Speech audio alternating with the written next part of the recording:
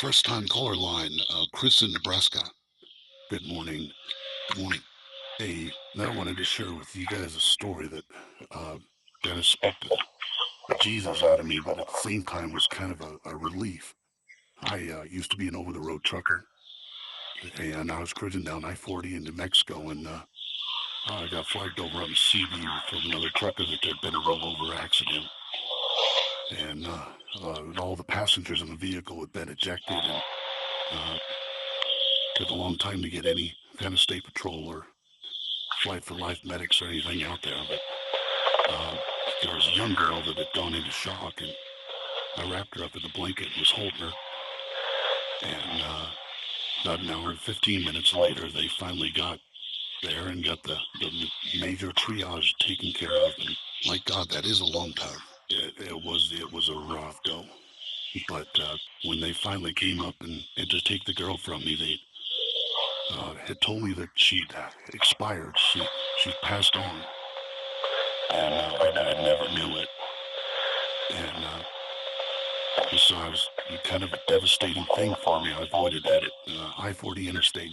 It ran many miles out of my way just to stay out of there for a long time. He got in a hurry one night coming out of California and decided I'd had to run I-40.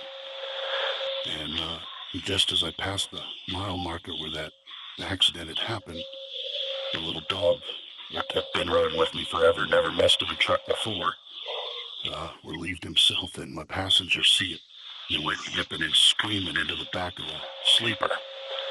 And I looked into the back of the sleeper to see what's wrong with him. And he was down there cowered under the bunk. And as I looked back to the road, I noticed that there was a young girl sitting in the passenger seat of my truck.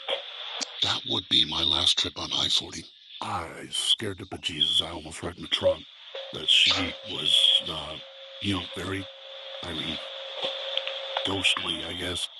You could kind of see through her. I could see my door on the other side through her.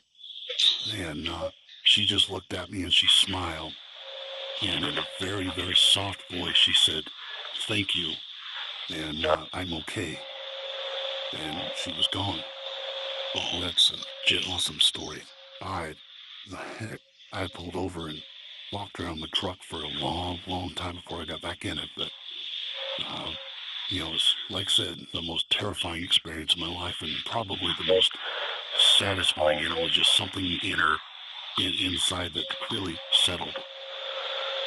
But I hear you, Chris. Thank you very, very much for the story. That is, actually, that's kind of a heartwarming story. Not all ghost stories are scary, although I suppose no matter what, they're scary at the time. But in reflection, obviously, he had done something that she very much appreciated, and she somehow made it back to say so. That was quite something.